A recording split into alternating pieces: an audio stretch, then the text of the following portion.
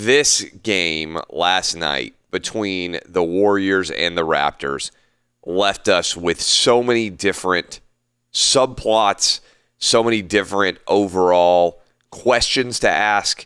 I mean, it was a season wrapped into a single game. I think, first of all, the number one story by far, even though we still don't know who's going to win the NBA championship, is the Kevin Durant injury. Multiple reports late last night that the Warriors anticipate that Kevin Durant has torn his right Achilles tendon. That would be an injury that would keep him out for all of next season, that would throw the entire NBA free agency into an uproar, because all of these different teams that have been trying to clear space to have room to sign multiple free agents have got really difficult decisions to make, because the expectation has to be that Kevin Durant now is out for an entire year. And I think the Golden State Warriors, putting it simply, have to pay Kevin Durant his max contract. I'm not sure how many years he wants to opt in for. I'm not sure whether they want to sign him to a longer-term deal. But whatever decision Kevin Durant was thinking about making, I think this probably solidifies that he's going to stay in the Bay Area. Now, maybe there is a team or teams out there that would still sign Kevin Durant even though he has to sit out for a year, and it might be a year and a half until he's back to the same player that he was a month ago before this injury. But this is a devastating injury, not just for Kevin Durant and not just for the Warriors and his teammates, but also for the NBA in terms of resetting the overall power dynamic of the league and just the drama that would have come from free agency had Kevin Durant been an unrestricted free agent. So that's big picture question for the league in the wake of the Kevin Durant injury. Also, the Warriors are going to have to answer a lot of really challenging questions about whether they correctly diagnosed the injury to Kevin Durant that happened when his right calf strain allegedly occurred a month ago. Maybe these are completely different injuries. Maybe it's just coincidental that in the same right leg that was already injured, suddenly Kevin Durant tears his Achilles. Probably. That seems to be the fear as we wait the medical diagnosis, which will come later today, the official MRI results. Maybe there is no connection whatsoever between the two. But that seems highly, highly unlikely. And I'm not a doctor, and 99.9% of you out there are not doctors. And even the people who are doctors are probably not an expert in the biochemistry and biomechanics of the leg.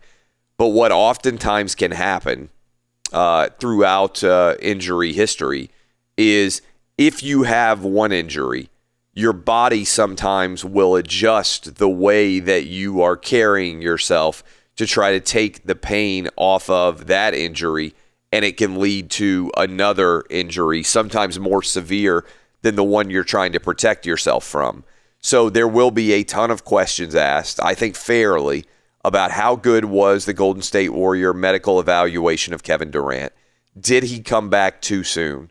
If he had set out for the remainder of the year, would he have been capable of a full recovery, or was his Achilles destabilized and injured or some way partially torn and not diagnosed, and it might have revealed itself at some point even after they thought he was 100% recovered from the right calf injury.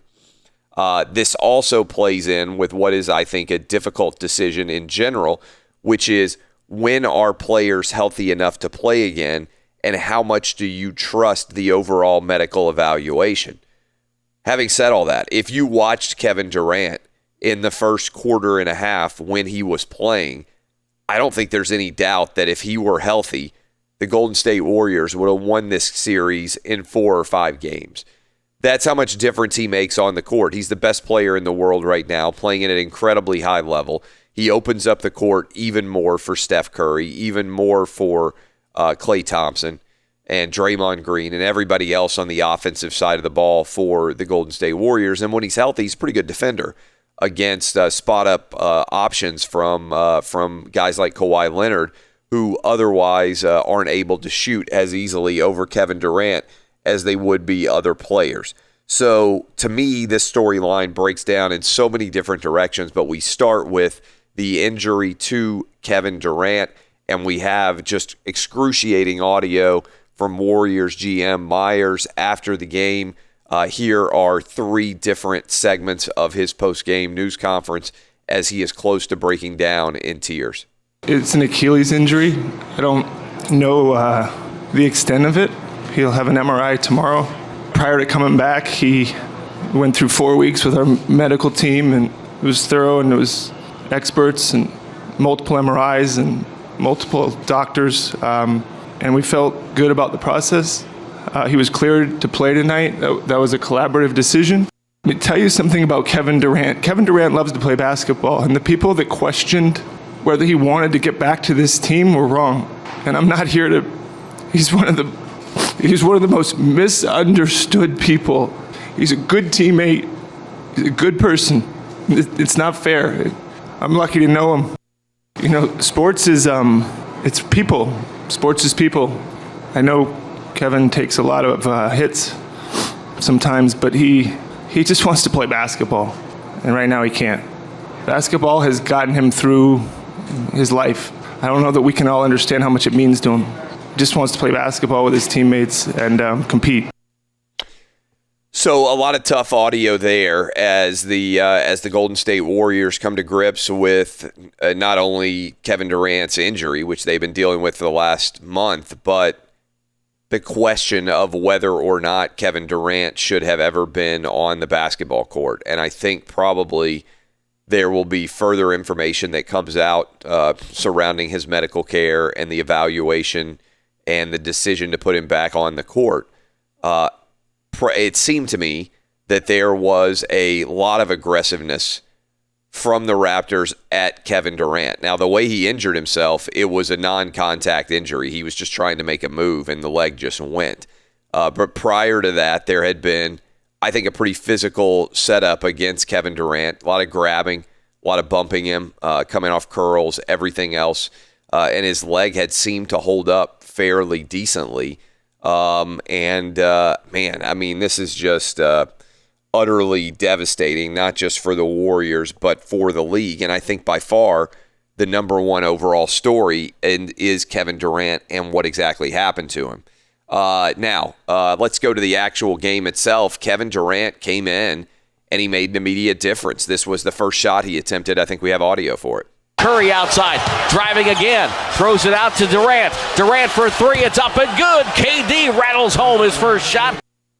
Let's go into some of the highlights from the game itself. The Warriors hold on, win by 1. Here is what it sounded like when the injury happened on the radio.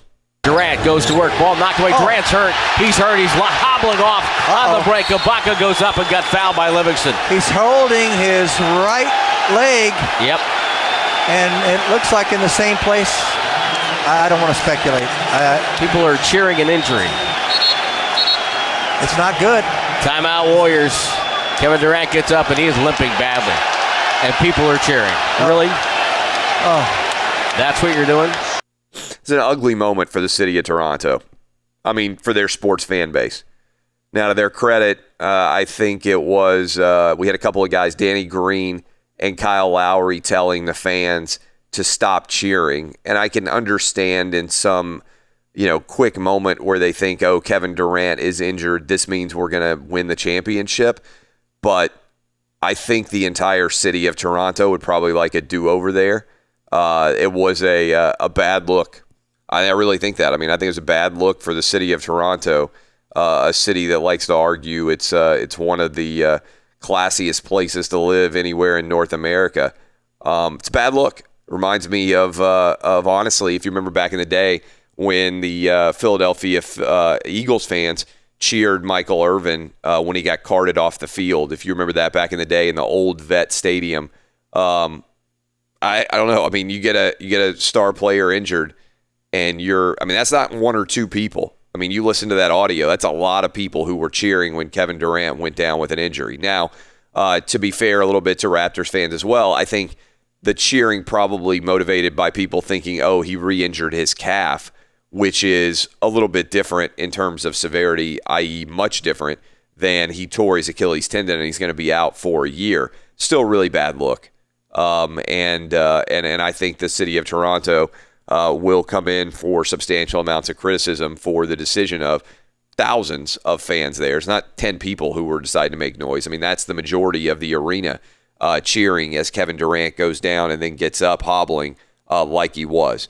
So the Warriors have control of this game for much of the entire contest. In fact, everything is looking good for them. And then Kawhi Leonard goes off, scores 10 straight points. The Toronto Raptors take a 6-point lead. And then with the ball up 6 with a little bit over 3 minutes to play, Nick Nurse takes a timeout because he doesn't want that timeout to be lost. He wants to give his guys a chance to get a breather. And it seemed to give the Warriors an opportunity to kind of reset themselves. So what happens down the stretch, back-to-back-to-back threes for Klay Thompson, Steph Curry, and Klay Thompson again. And I think we have some of the audio of those threes, and here's what it sounded like. The Warriors not going without a fight. Iguodala takes a handoff from Draymond to Curry. Curry takes a three. It's up and good! Curry has tied the game at 103 with 1:19 to go. Curry behind the back, dribbles baseline, feeds Iguodala, touch pass Draymond to Klay Thompson, pump fake, flyby, three ball, got it! 56.6 to go. Warriors back up by 3. Toronto calls time. This game is absolutely insane. And then look, I thought that the Toronto Raptors got 2 incredibly fortunate plays. First of all, you had the backcourt violation by Draymond Green when it appeared that the Warriors were in really good shape. I think they were up 3 with under a minute to play, and they could have run it down to where there was only 15 or so seconds left, if I'm not mistaken. They get the backcourt on Draymond Green. Kyle Lowry comes down, shoots a layup, and cuts it to 1.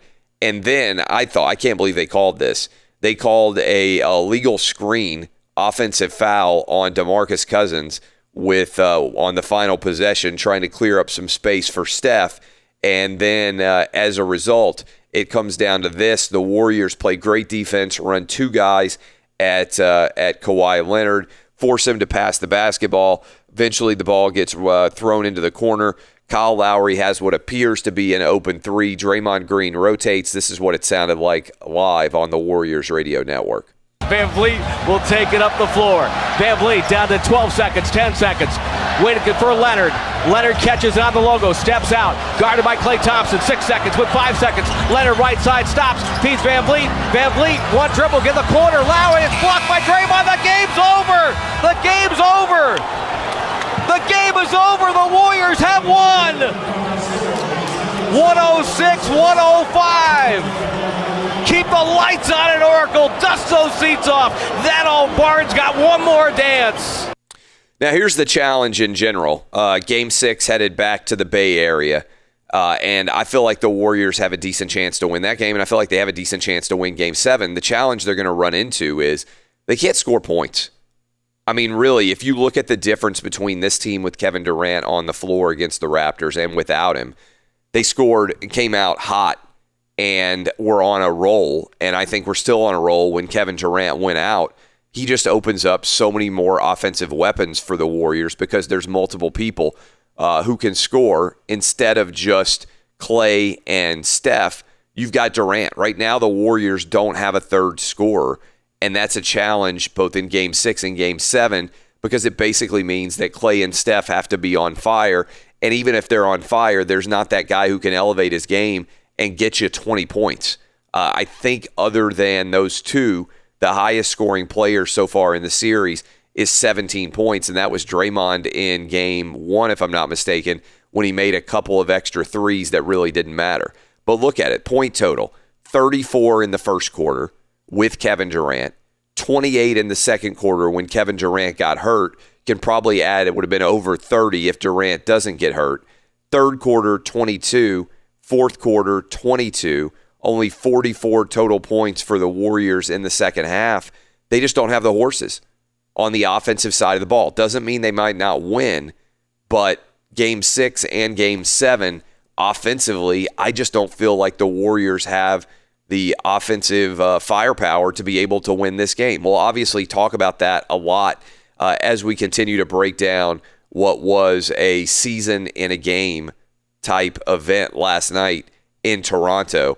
But right now we are scheduled to go to Toronto and join Dan Wetzel, Yahoo Sports national columnist, who I believe is going to be with us if we can get everything to work up there. We'll find out what the mood is in Toronto, what the vibe was post-game, if Wetzel has experienced anything like this from an NBA perspective, to have the winning team be just about as devastated, if not more devastated, than the losing team was, and the entire city of Toronto, what it felt like as they came so close to winning their first championship since 1993 and the Raptors' first ever basketball championship, all to see it just disappear in the final 3 minutes.